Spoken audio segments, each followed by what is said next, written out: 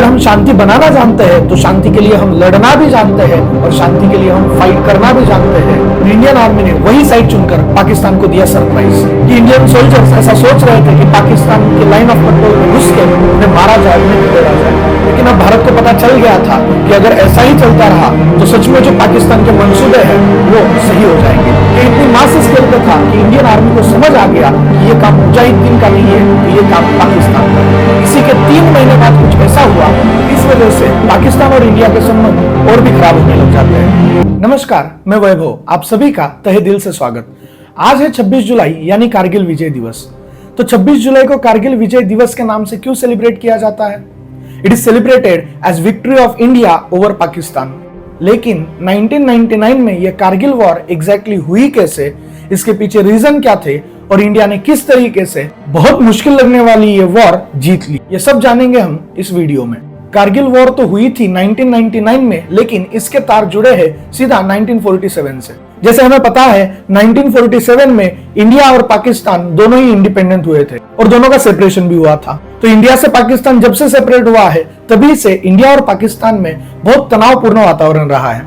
इसके लिए बहुत सारी चीजें रीजन बनती है। आगे जाकर 1971 में पाकिस्तान का एक टुकड़ा सेपरेट होके बांग्लादेश तैयार होता है और इस बांग्लादेश के सेपरेशन के टाइम पर भी इंडिया बांग्लादेश को सपोर्ट करता है और इस वजह से पाकिस्तान और इंडिया के संबंध और भी खराब होने लग जाते हैं। इन दोनों देशों के बीच में बहुत सारे ऐसे सवाल है, बहुत सारे ऐसे मुद्दे हैं जिस पे दोनों देश हमेशा लड़ते रहते हैं। लेकिन 1998 आने तक दोनों ही देशों के पास न्यूक्लियर पावर्स आ गए थे, तो दोनों देशों ने अपने आप को न्यूक्लियर पावर डिक्लेयर कर दिया। अब हमें पता है कश्मीर जैसा मुद्दा इन दोनों देशों के बीच में हमेशा एक हॉटस्पॉट बना रहता है। तो इस मुद्दे को लेकर कहीं इन दोनों देशों में वॉर छिड़ गई और न्यूक्लियर पावर्स का यूज हुआ तो ये बहुत ज्यादा हार्मफुल होगा। इस वजह से इन दोनों देशों के बीच में शांतिपूर्ण वातावरण बना रहे, इसलिए दोनों देशों ने अच्छे संबंध बनाने के लिए प्रयास किए। तो साल था 1999 जब भारत के तत्कालीन पंतप्रधान अटल बिहारी वाजपेयी पाकिस्तान गए थे लाहौर में बस यात्रा करके। और ये बस यात्रा करके लाहौर में जाने के बाद उनका बहुत बढ़िया तरीके से पाकिस्तान में स्वागत भी किया गया। वहां पर जब अटल बिहारी वाजपेयी पहुंचे तब उनका स्वागत करने के बाद इन दोनों देशों के लीडर्स के बीच डिस्कशन हुआ एंड दोनों देशों ने डिसाइड कर लिया कि आगे से जो भी इन दोनों के बीच में प्रॉब्लम होंगे वो ये देश बायलैटरली सॉल्व करेंगे और विदाउट वॉर बातचीत से, समझौते से सॉल्व करेंगे। एंड तब साइन हुआ लाहौर डिक्लेरेशन, जो साइन हुआ था 21 फरवरी 1999 को। और अब सभी जगहों से ये कयास लगाने जा रहे थे कि इन दोनों देशों के बीच में अब बहुत बढ़िया सा एनवायरनमेंट रहेगा। एंड ऑब्वियसली अब सबको लग रहा था कि ये दोनों देश अब अच्छी तरीके से रहेंगे, दोनों देशों के बीच में फ्रेंडफुल एनवायरनमेंट बना रहेगा। The respective governments shall intensify their efforts to resolve all issues, including the issue of Jammu and Kashmir.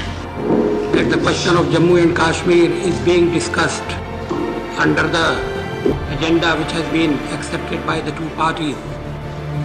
इसी के 3 महीने बाद कुछ ऐसा हुआ कि इन दोनों देशों के बीच में एक वॉर छिड़ गई और वो थी कारगिल वॉर। जी हाँ, 1999 के मई महीने में पाकिस्तान ने कुछ ऐसी हरकत कर दी कि इंडिया को उन्हें रिटेलिएट करने के लिए एक वॉर छेड़नी पड़ी, एक मिशन छेड़ना पड़ा। दैट वाज ऑपरेशन विजय। तो चलो शुरू से शुरू करते हैं। हुआ ये 3 मई 1999 को ताशी नामग्याल नाम के एक लोकल कारगिल में अपनी याक चरा रहे थे। जब याक चरा रहे थे तब उन्होंने देखा कि लाइन ऑफ कंट्रोल की इस साइड, मतलब इंडियन साइड, कुछ लोग बंकर बना रहे थे। अब इन्होंने ये जैसे ही नोटिस किया उन्हें लगा कुछ तो गड़बड़ है। इस वजह से ये सीधा गए कारगिल के आर्मी हेडक्वार्टर्स में और वहां जाकर इन्होंने रिपोर्ट रजिस्टर कराई। और जैसे ही इंडियन आर्मी को पता चला तो कैप्टन सौरव कालिया और उनकी टीम निकल गई पेट्रोलिंग के लिए और इन्होंने सब जगह की जांच की।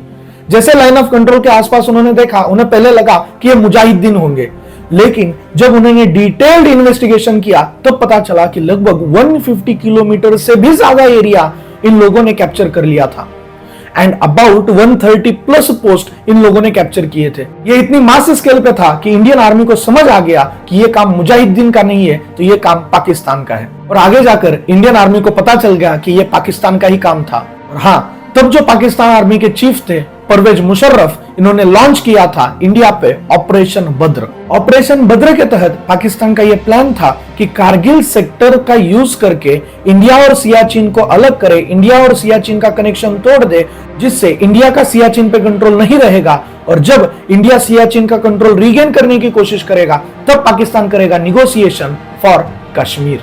तो ये बड़ा माइंड मैप पाकिस्तान के दिमाग में चल रहा था। तो इस ऑपरेशन बद्र के तहत पाकिस्तान का प्लान था कि कारगिल सेक्टर में जो नेशनल हाईवे 1 है उसे ब्लॉक किया जाए, उसे कैप्चर किया जाए, जिससे इंडिया और सियाचिन दोनों का कनेक्शन टूट जाए और सियाचिन में जो इंडियन ट्रूप्स है, इंडियन आर्मी ट्रूप्स है, उन पर दबाव बनाया जाए और इस तरीके से निगोशिएशन करके इंडियन गवर्नमेंट से कश्मीर मांगा जाए। एक सवाल मेरे मन में यह भी आता है कि पाकिस्तान कैसे ये सारे के सारे बंकर्स कैप्चर कर सकता है? इंडियन आर्मी तब वहां पे क्यों नहीं थी? तो जनरली होता ऐसा है कि ठंडी के दिनों में वहां पे टेम्परेचर बहुत ज्यादा कम हो जाता है। इमेजिन करो अगर मई में वहां पे टेम्परेचर -10 डिग्री सेल्सियस है तो ठंडी में भारी बर्फबारी की वजह से टेम्परेचर तो गिरता ही है, लेकिन वहां पे सर्वाइव करना बहुत मुश्किल हो जाता है। तो जब विंटर के दिन होते हैं तो इंडियन आर्मी अपने बंकर्स वैकेंट कर देती है। और जैसे कि ये पता था कि दोनों देश लाइन ऑफ कंट्रोल क्रॉस नहीं करेंगे, तो किसी ने ऐसा सोचा नहीं था कि ये लाइन ऑफ कंट्रोल क्रॉस करेंगे। तो लगभग मई जून तक ये जो एरियाज थे वो इंडियन आर्मी ने वैकेंट करके रखे थे। लेकिन तभी ये मौका पाकर पाकिस्तान ने अपना ये ऑपरेशन अलबद्र एग्जीक्यूट किया। डिटेल्ड इन्वेस्टिगेशन किया गया तब पता चला कि कारगिल एरिया के जो मेजर पीक्स थे वो पाकिस्तानी ट्रूप्स ने कैप्चर कर लिए थे। इसमें आता है मुस्को, कक्सर और द्रास रीजन। इन सारे रीजन पे पाकिस्तान आर्मी ने कैप्चरिंग कर लिया था और ये सारी इंफॉर्मेशन लेने के लिए हमारे कैप्टन सौरभ कालिया और उनकी टीम कंटिन्यूअस पेट्रोलिंग कर रही थी। लेकिन 15 मई 1999 को जब सौरभ कालिया पेट्रोलिंग कर रहे थे, उनकी टीम और पाकिस्तानी आर्मी के बीच में भिड़ंत हुई, जिसमें कैप्टन सौरभ कालिया और उनकी टीम को पकड़ा गया। और पकड़ने के बाद लगभग 22 दिनों तक हमारे कैप्टन सौरभ कालिया और बाकी के 5 सोल्जर, इनको बहुत खतरनाक तरीके से टॉर्चर किया गया। उनकी डेड बॉडी बाद में भारत को लौटाई गई। लेकिन अब भारत को पता चल गया था कि अगर ऐसा ही चलता रहा तो सच में जो पाकिस्तान के मंसूबे हैं वो सही हो जाएंगे। लेकिन भारत भी रिटेलिएट करने के लिए तैयार था। हमारे तत्कालीन पंतप्रधान अटल बिहारी वाजपेयी जी ने कहा था कि हम दोनों देशों के बीच में शांति बनाए रखने का प्रयास करेंगे। लेकिन अगर हम शांति बनाना जानते हैं तो शांति के लिए हम लड़ना भी जानते हैं और शांति के लिए हम फाइट करना भी जानते हैं। और ऐसा ही कुछ किया इंडियन आर्मी ने बाय लॉन्चिंग मिशन विजय। हम शांति चाहते हैं, ये तो दुनिया ने देखा। अब दुनिया ये देखेगी कि हम शांति की रक्षा के लिए और अपनी शक्ति का भी प्रदर्शन कर सकते हैं। तब army chief general Ved Prakash Malik इनके सर्विलेंस के अंदर शुरू हुआ ऑपरेशन विजय। ऑपरेशन विजय इंडियन आर्मी ने तो लॉन्च किया ही था, लेकिन इंडियन आर्मी को सपोर्ट करने के लिए इंडियन एयरफोर्स और इंडियन नेवी सब साथ में जुड़ गए और इंडियन एयरफोर्स ने 25 मई को लॉन्च किया ऑपरेशन सफेद सागर, जिससे 2 फायदे हुए। इंडियन एयरफोर्स पाकिस्तान के अगेंस्ट काउंटर अटैक तो कर ही रहा था, लेकिन इंडियन एयरफोर्स की वजह से पाकिस्तान ने कहां कैप्चरिंग किया है वो सब डिटेल, सब लोकेशन इंडियन आर्मी को कंटिन्यूअस मिलती रही। इंडियन एयरफोर्स पाकिस्तान पे इस तरीके से हावी हुआ कि इंडियन सोल्जर्स ऐसा सोच रहे थे कि पाकिस्तान के लाइन ऑफ कंट्रोल में घुस के उन्हें मारा जाए, उन्हें खदेड़ा जाए। लेकिन तभी आती है इंडिया की डिप्लोमेसी। हमारे तत्कालीन पंतप्रधान अटल बिहारी वाजपेयी जी ने यह साफ साफ कहा था कि हम इंडियंस पाकिस्तान की उस साइड नहीं जाएंगे, लाइन ऑफ कंट्रोल को हम कभी पार नहीं करेंगे। हम पाकिस्तान के खिलाफ वॉर नहीं चाहते, हम पाकिस्तान में घुसना भी नहीं चाहते, लेकिन अगर कोई हमारे घर में घुसेगा, कोई अगर लाइन क्रॉस करेगा, हम उसे किस तरीके से रिटेलिएट कर सकते हैं, इसका तगड़ा उत्तर दिया जाएगा। और इंडिया का ये जो डिप्लोमेटिक रिलेशन था, ये डिप्लोमेसी थी, इसका स्वागत पूरी दुनिया से किया गया और पूरा वर्ल्ड इंडिया के सपोर्ट में आ गया कि हाँ, इंडिया कुछ गलत नहीं कर रहा है, इंडिया सिर्फ अपने घर में घुसे पाकिस्तान को बाहर खदेड़ने वाला है। इसी के साथ साथ इंडियन नेवी ने एक ऑपरेशन लॉन्च किया जिसका नाम था ऑपरेशन तलवार। ऑपरेशन तलवार के तहत सिंपल सी चीज थी कि इंडियन नेवी ने डायरेक्ट अटैक पाकिस्तान पे तो किया नहीं, लेकिन इंडियन नेवी ने पाकिस्तान के कुछ जो सी ट्रेड्स थे उन्हें कट ऑफ कर दिया, जिससे पाकिस्तान के ऊपर बहुत ज्यादा दबाव बना। और इस ऑपरेशन में सबसे लीड पे थी इंडियन आर्मी, इंडियन सोल्जर्स, जिनका ऑपरेशन विजय जारी था। तो ऑपरेशन विजय में बहुत सारे बैटल्स हुई, लगभग 130+ पोस्ट जो पाकिस्तान ने कैप्चर की थी, सारी की सारी रिकैप्चर की गई।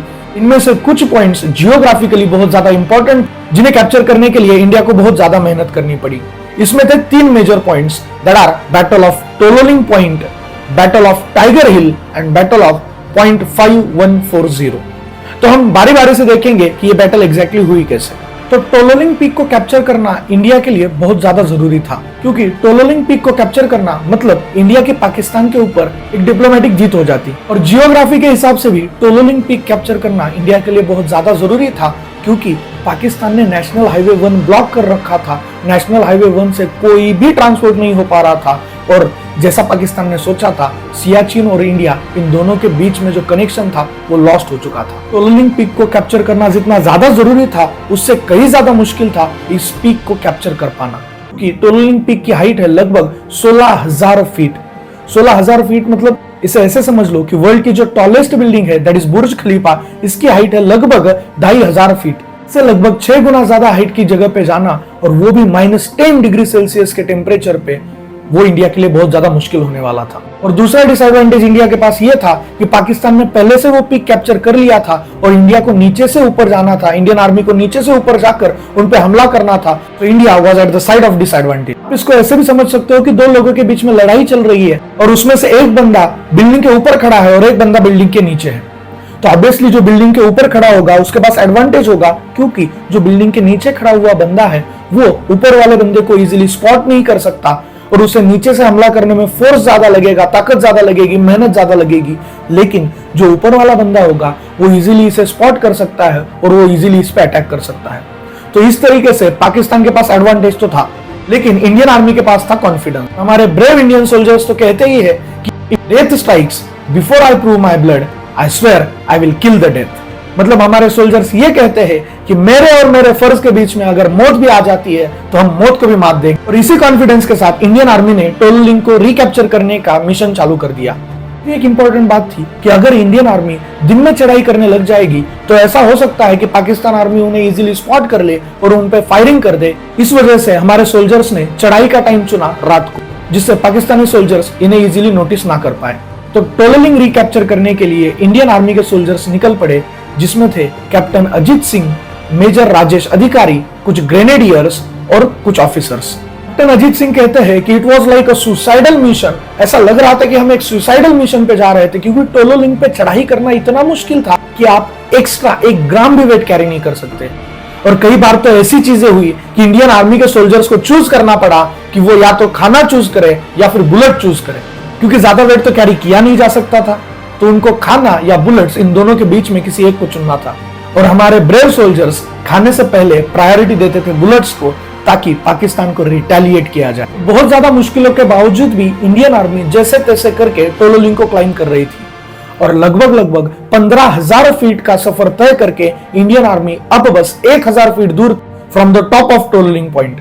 लेकिन तभी जब मेजर राजेश अधिकारी और 2 सोल्जर्स जस्ट 25 मीटर अवे थे from the top of Tololing point, Pakistani army ने उन्हें डिपिक कर ली और जैसे ही उन्होंने देखा, उन्होंने एक्सटेंसिव फायरिंग शुरू कर दी और इसमें हमारे मेजर राजेश अधिकारी और 2 सोल्जर्स शहीद हो गए। तारीख थी 30 मई 1999, जब इंडियन आर्मी के कुछ सोल्जर अब टोलोलिंग हाइट के नीचे 1,000 फीट लेकिन ग्राउंड से लगभग 15,000 फीट इनके बीच में अटक गए। अब क्योंकि पाकिस्तान को पता चल गया था कि इंडियन आर्मी यहाँ पे अटक गई है, तो इंडियन आर्मी के सोल्जर्स ऊपर भी नहीं जा सकते थे और वो वापस बैकफुट पे भी नहीं जाना चाहते थे। और तभी अपने सोल्जर्स की हेल्प करने के लिए और टोलोलिंग पॉइंट को रिकैप्चर करने के लिए कर्नल रविंद्रनाथ ने 90 सोल्जर्स की एक टीम बनाई और वो निकल पड़े टुवर्ड्स टोलोलिंग पीक। तो 30 मई से लेकर आगे टोलोलिंग को रिकैप्चर करने के लिए बहुत दिनों तक प्रयास चलते रहे, लेकिन ये बैटल इतनी मुश्किल थी कि इतनी जल्दी यहाँ पर विजय मिल पाना बहुत मुश्किल था। इंडियन आर्मी ने टोलोलिंग कैप्चर करने के लिए 4 कंपनियां बनाई थी, A, B, C and D। इसमें से 2 कंपनी इस बैटल को लीड करने वाली थी और 2 कंपनी को बैकअप मोड में रखा गया था। और 12 जून 1999 को major Vivek Gupta led company C and major Mohit Saxena led company D निकल पड़ी at final assault at Tololing point. तो ये फाइनल असॉल्ट जो हुआ, इन दोनों के बीच में जो फाइनल लड़ाई हुई, इसमें हैंड टू हैंड कॉम्बैट भी हुई। हैंड टू हैंड कॉम्बैट मतलब पाकिस्तानी सोल्जर और इंडियन सोल्जर्स के बीच में हाथापाई हुई, हथियारों के बिना इन दोनों में लड़ाई हुई और इसमें हमारे मेजर विवेक गुप्ता ने पाकिस्तानी 3 सोल्जर को मार गिराया। एग्जैक्टली कंपनी सी ने टोलोलिंग पॉइंट रिकैप्चर कर लिया। कंपनी डी का टारगेट था 0.4590, जो भी रिकैप्चर कर लिया गया। तो 13 जून 1999 को फाइनली टोलोलिंग पीक को इंडिया ने रिकैप्चर कर लिया और ये इंडिया की बहुत बड़ी डिप्लोमेटिक जीत थी और इंडिया अब इस लड़ाई में फ्रंट सीट पे था। ये टोलोलिंग बैटल की वजह से अब वॉर के डायनामिक्स चेंज हुए थे, जो कि शिफ्ट हुए थे इंडिया की तरफ। तभी पाकिस्तान के पंतप्रधान नवाज शरीफ दुनिया के अलग अलग देशों के प्रेसिडेंट से मिलकर उनसे मदद की गुहार कर रहे थे। लेकिन जैसे मैंने कहा कि इंडिया डिप्लोमेटिक था और इंडिया की कोई भी गलती नहीं थी, इंडिया बस अपने आप को प्रोटेक्ट करने के लिए वॉर लड़ रहा था, तो कोई भी पाकिस्तान की मदद करने के लिए तैयार नहीं था। और अब टोलोलिंग पॉइंट को कैप्चर करने के बाद भारी पॉइंट 5140 जहां पर हमने अपने शेर शाह की कहानी देखी। तो टोलोलिंग हिल को कैप्चर करने के बाद उसके आजू बाजू पे जो छोटे छोटे पॉइंट्स थे जिन्हें हम हम्प्स कहते हैं, ये भी इंडिया ने रिकैप्चर कर लिए और अब इंडिया निकल पड़ा at the base of point 5140 जिसे हम कहते हैं रॉकी नॉक। ये जो रॉकी नॉक था, यहां से इंडियन आर्मी की दो टीम्स बनाई गई, एक टीम जो फ्रंटल अटैक करेगी और एक टीम जो सपोर्ट करेगी। और यह था under the surveillance of colonel Yogesh Kumar Joshi. और ये जो दो टीम्स बनाई गई थी, इसमें से एक टीम को लीड कर रहे थे लेफ्टिनेंट संजीव जामवाल और दूसरी टीम को लीड कर रहे थे कैप्टन विक्रम बत्रा, जिनका निकनेम था शेर शाह। और जब ये पॉइंट 5140 रिकैप्चर करने के लिए निकले थे, तो दोनों टीम से पूछा गया था कि आपका विक्ट्री सिग्नल क्या होगा। तो जो टीम ए थी, जिसको लीड कर रहे थे लेफ्टिनेंट संजीव जामवाल, इनका सिग्नल था ओ या। और जो दूसरी टीम थी जिसे लीड कर रहे थे हमारे शेर शाह कैप्टन विक्रम बत्रा, इनका सिग्नल था ये दिल मांगे मोर। ये दिल मांगे मोर इसलिए चूज किया गया क्योंकि वो चाहते थे कि और बंकर्स पे हम जाए और पाकिस्तानी आर्मी को खदेड़े और इंडिया के सारे बंकर्स वो रिकैप्चर कर ले।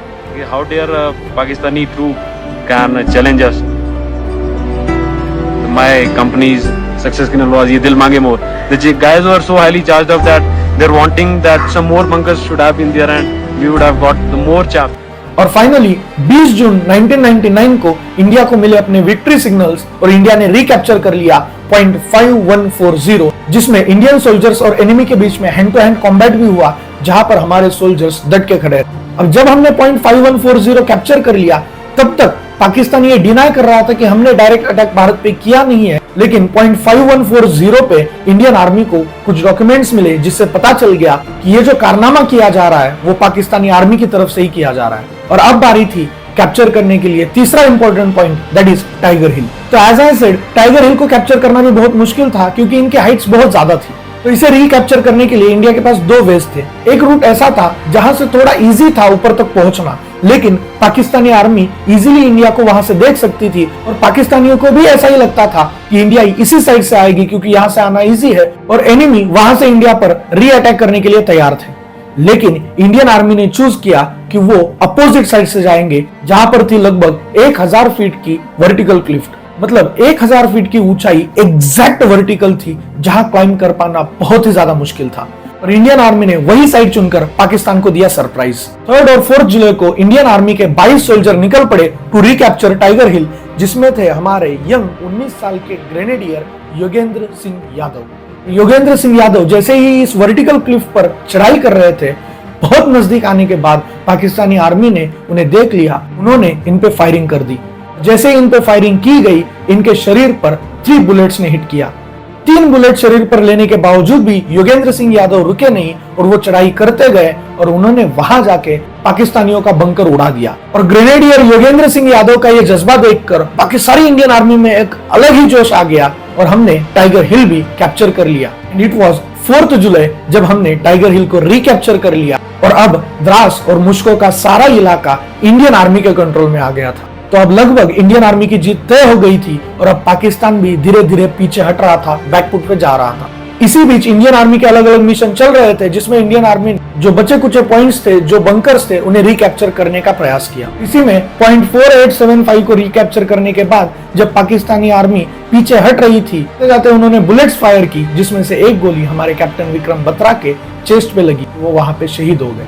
कुछ सालों पहले इस पे एक मूवी भी आ चुकी है जिसका नाम था शेर शाह, क्योंकि कैप्टन विक्रम बत्रा का निकनेम था शेर शाह। और फिर अगले कुछ दिनों में पाकिस्तान पूरी तरीके से कारगिल को छोड़ के चला गया और फाइनली 26 जुलाई 1999 को ऑपरेशन विजय का एंड कर दिया गया। और क्योंकि 26 जुलाई को सक्सेसफुली ऑपरेशन विजय खत्म हुआ था, इस दिन को हम सेलिब्रेट करते हैं एज कारगिल विजय दिवस। और ये सब होने के कुछ सालों बाद पाकिस्तानी पीएम नवाज शरीफ ने यह कहा कि उन्हें इस बात की भनक भी नहीं थी कि पाकिस्तानी आर्मी ऐसा कोई मिशन इंडिया पर लॉन्च करने जा रहा है।